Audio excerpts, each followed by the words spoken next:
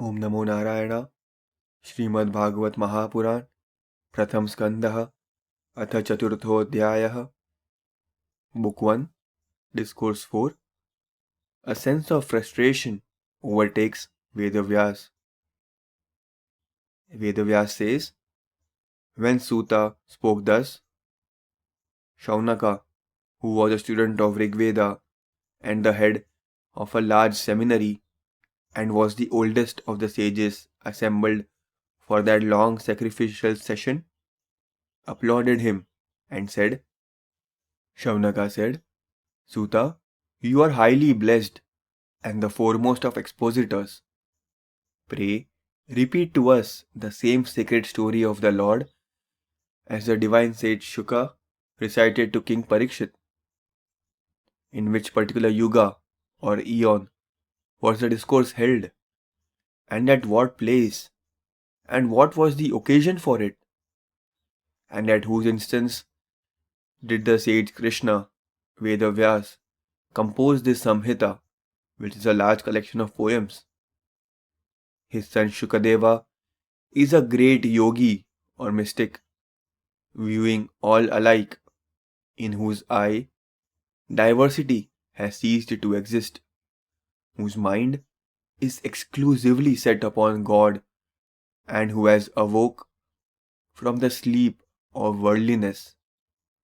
He remains incognito and is therefore taken for a stupid fellow. On perceiving the sage Vyasa closely following his son, who was returning to the forest as a recluse, the ladies, who happened to be bathing in a pond on roadside, covered themselves out of modesty, even though the sage had clothes on, while they took no notice of his son, who was stark naked. Noticing this strange behavior on their part, the sage asked them to account for it. Thereupon, the ladies told him that he was still alive to the difference of sex, but not so his son, whose vision was faultless, who perceived no difference at all. How did the citizens of Hastinapura came to recognize him when he visited the Kuru Jangala country and went about that city like one mad, dumb and dull? And how did the royal sage Parikshit, a scion of Pandu, come to have a talk with that sage, in the course of which the latter recited this Bhagavata Purana? That highly blessed sage Shukadeva waits at the door of householders to sanctify their abode only for such time as one takes in milking a cow. They say King Parikshit, Abhimanyu's son, O Suta, was counted among the foremost devotees of the Lord. Kindly narrate to us the story of his most wonderful birth and doings.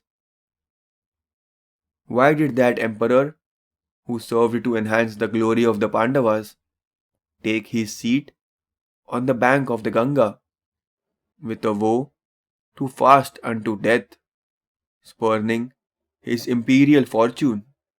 Enemies bowed at his footstool, bringing to him riches for their own security. It is really strange, dear Suta, how did that valiant prince, while he was so young, take it into his head to relinquish that fortune which is so difficult to renounce, as well as his life? Men who are solely devoted to the Lord of excellent fame live not for their own sake, but only for promoting the welfare, affluence, and prosperity of the world. Why then did he cast off his body, which was the support of other beings, in a spirit of aversion?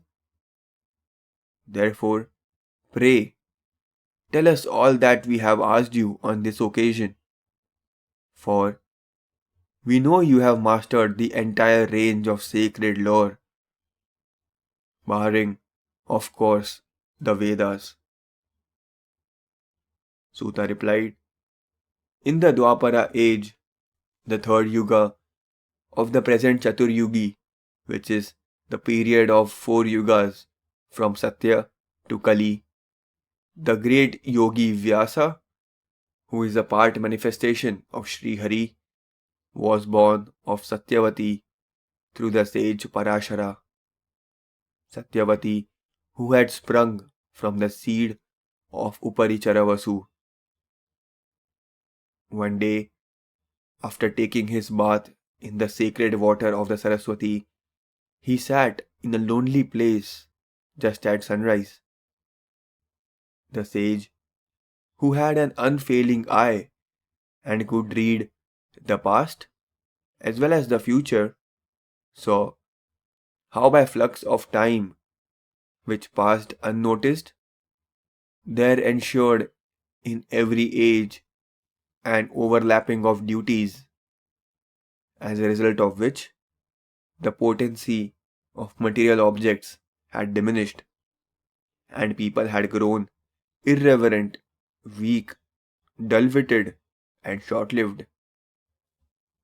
Finding the people so unlucky, the sage began to investigate by means of his divine insight as to wherein lay the welfare of men belonging to all the grades of society and stages of life, perceiving that Vedic sacrifices, which are performed through the agency of 4 priests, who are the Hota, the Advaryu, the Udgata, and the Brahma, are the purifiers of men, he divided the one Veda into 4 for the continuance of sacrifices. He thus separated the 4 Vedas under the names of Rigveda, Yajurveda, Samaveda, and Atharvaveda, and the Itihasas and the Puranas are called the 5th Veda. Of these, Paila received and was taught Rigveda.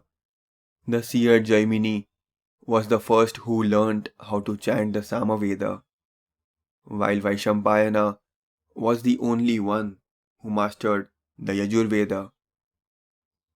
The sage Sumantu, son of Daruna, acquired proficiency in the Atharvaveda, while my father Romaharshana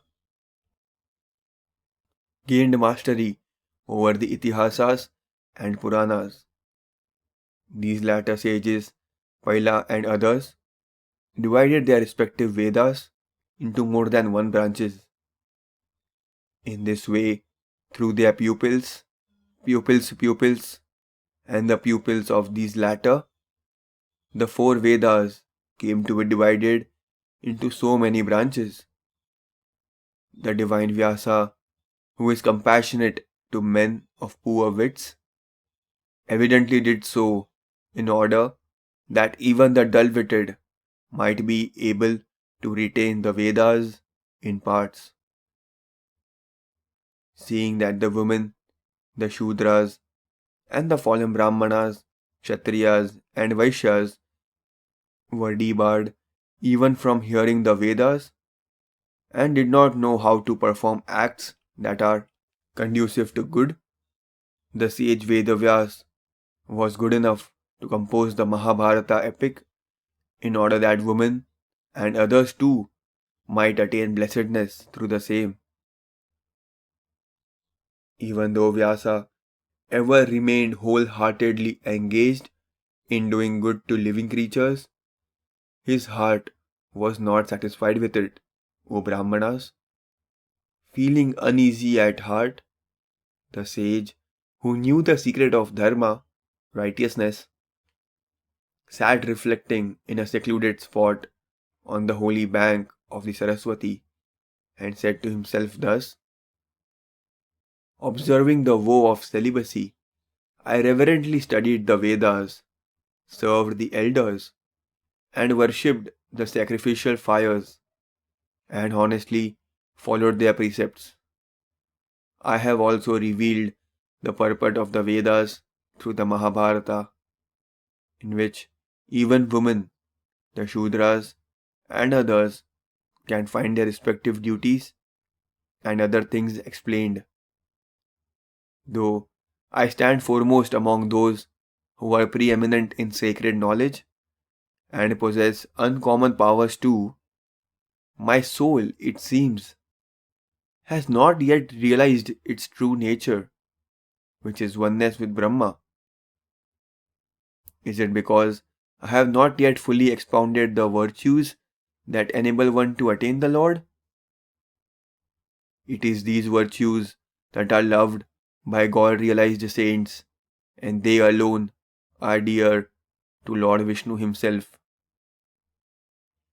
While the sage Krishna Dvaipayana Vyasa was thus sorrowing with the consciousness that something was wanting in him, the sage Narada, called at his hermitage, already referred to.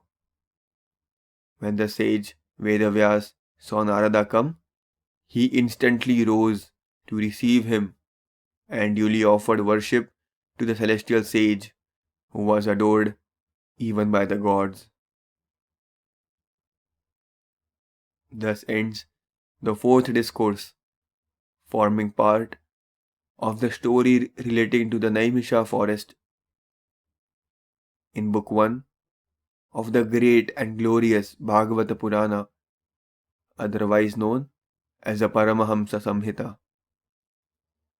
Sarvam Shri Krishna Arpanamastu.